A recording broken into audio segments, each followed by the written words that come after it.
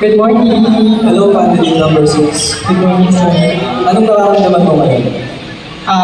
Siyempre, hindi maalis yung kaba.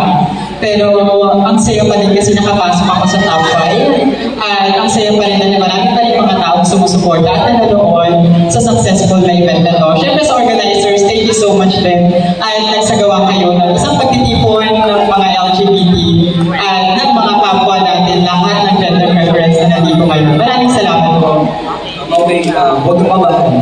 Madali lang yung question. Thank you po. Pabor ka ba sa same-sex marriage? Okay.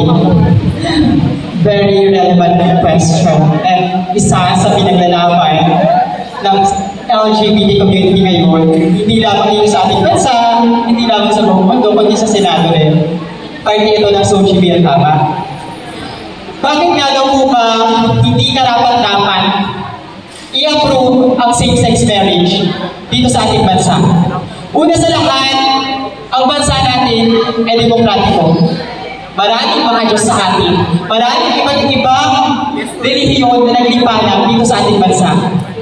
Pangalawa, simple lamang. Hindi ako pumapabor dahil ito ay isang parang kabastusan sa harapan ng simbahan at sa ating poong may kapal. Ngunit maaari naman tayong magdagdag o magkaroon ng isang solusyon para mapalitan kung hindi kayo sang-ayon sa same-sex marriage.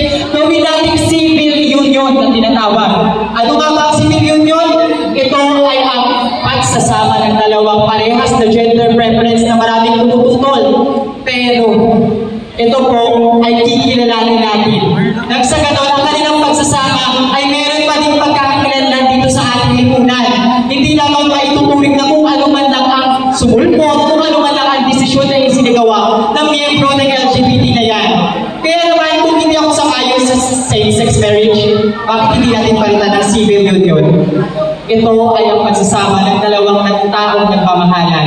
Lagi po natin pakatatandaan, mas gugustuhin ko pang makakita ng taong dalawang nagmamahalan, parehas na kasalihan, kaysa sa taong dalawang nag-aaway, nagsasakitan at nagbabarilan, nagpapatayan.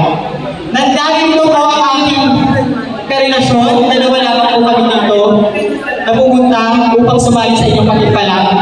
At 5 taon na rin po kami.